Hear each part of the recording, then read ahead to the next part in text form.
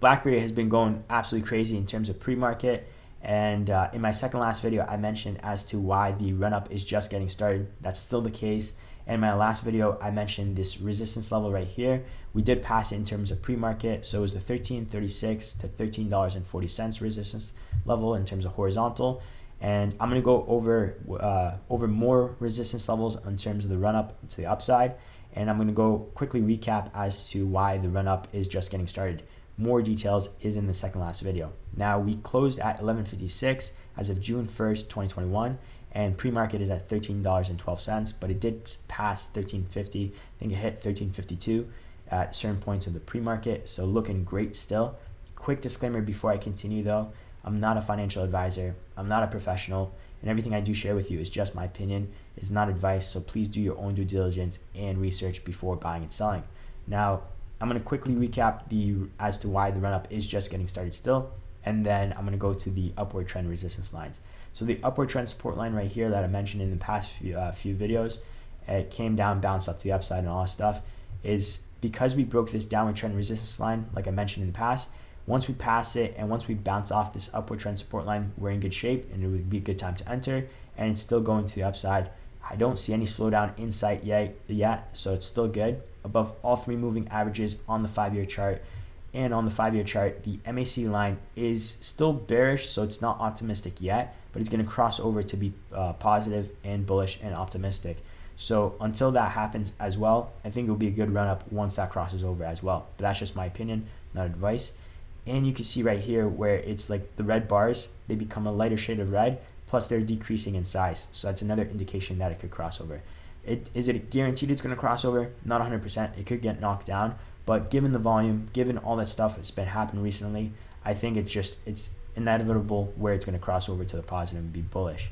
Now, if you look at the 1-year chart, like I showed in the past video, where if you looked at, imagine a downward trend resistance line, like I showed more clearly in the second last video, it actually spiked up and broke through the downward trend resistance line. Right now, it's above all three moving averages. Plus, the MAC line is in the positive. It is bullish in the 1-year movement, as opposed to the 5-year movement. It's not bullish yet. So this is like almost like a precursor to showing that we're moving in the right direction. So given all that stuff, it's honestly awesome stuff, and I'm pretty optimistic. Now, if we look at the 1-month chart, 1-month chart above all three moving averages, the significance of that is when we come down, we could bounce off it, like I showed in the last video, where when it came down, it bounced off the moving average right here.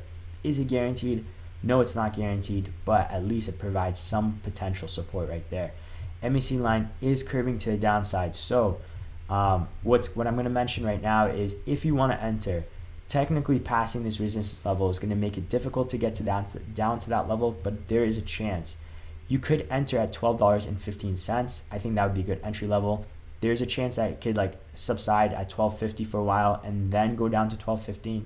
And then if you look right here, so like I mentioned in the last video, $13.36, $13.40 is resistance, where it goes up and comes down to the low $12 price point, so $12.15, $12.18, stuff like that. And then it did it here where it had a resistance and it came down $12.15, $12.18, went up to again $13.36, $13.40. The problem is, or like not the problem, but there is a potential, but this was the downside though. This is the run up to the upside. I think it's more of this case where if it goes down to $12.15, still in good shape. I wouldn't panic, to be honest, because I think it's going to be the same play as here. But again, just my opinion, not advice. But it could potentially go a little bit lower to like for example, the first level would be the 1160 price point, 1190, and then after 1160 go down to the low $11 price point. I don't think it will happen, but again, keep in mind I do own shares in BlackBerry, so I could be optimistic overall. Now, in terms of the upside, the levels that need to be broken is 1336 to 1340, like I mentioned, but it already broke it in terms of pre-market, so I'm optimistic that it's going to be broken again.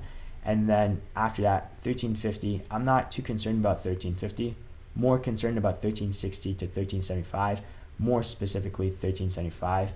By the way, these are all horizontal resistance levels, so they're just like this basically, where the 1336 is, 1340 is.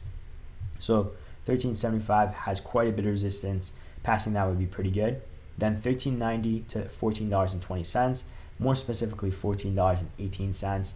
But that's going to be quite difficult to pass overall. And then after that, there's a little bit small resistance, but it could be substantial at the 1440 range. But it was pretty strong in 2018. That's the problem. So if you look at 2018 and zoom in, because if you don't zoom in, it's going to show like 1350 or something. If you zoom in, it's actually about around the 1440 range, and it got knocked down in the early of 2018. Then I'm more concerned about this. So $14.80, really strong resistance. I think it's going to be an issue to pass that. Not technically fully, but pretty strong resistance nonetheless. Hopefully it breaks through with the volume given. Then after that is $14.90 to $15 price point, more specifically $14.95. Pretty strong there, but not too concerned. I want to recap this. So in my last video, I mentioned passing $15.50 is a great sign. The only thing is, though, that's still the case because this is really important. Passing the low $15 to $15.20, I think it was like more specific. I can't remember the exact specifics. I'm giving ranges right now because I'm trying to get the video out as soon as possible. I apologize. But passing the low $15 price point is a really good sign, and hitting $15.50 basically solidifies that. But it actually is a little bit disclaimer. This is more of a better sign, and I'm going to explain why soon. So passing $15.80 or $15.50 is going to be resistance. $15.80 is going to be resistance. And then this is the ultimate one where once we pass it, I think the run-up will be signified that, yes, we're in the good run-up phase, where it's the low $16 price point, mid $16.40. So if breaking the low mid-range of $16 is a good sign, and then up to $16.20. So $16.05, $16.18, I think those were the price points, but essentially passing $16.20, the low $16.20 is a good sign. And then up until, or a little bit above $16.40, so the mid 16 range, so 1640 is a good sign. Once that passes, then we could get those spike ups to the upside. I think that will hopefully happen. We'll see what happens overall. We can see we're dipping down, so potentially you could get in to the 12.15. Again, potentially the low $11 price point, but we'll see. I don't know if it'll happen because given the volume, but hopefully you liked the video. Hopefully you found it helpful. By the way, quick thing before I continue is, like I mentioned in the last video, you might not want to sell at the $30 price point. I'm going to be posting that video soon because this time around, first time was the Robinhood situation, and the first time around hit $29, give or take. This second time around, I think potentially we might be going up to the $47 price point, mainly given because of volume. And I'm going to explain more in that video, but this is just like a quick snippet in case if I don't get that video out. I don't anticipate it going up that quickly yet. I think we have time before we get there, but I'm going to explain further in that video. But again, if you found this video helpful and liked the video, consider dropping a like. Thank you so much. Appreciate it. And if you have any questions, do not hesitate to ask. I'll try to answer them as soon as possible.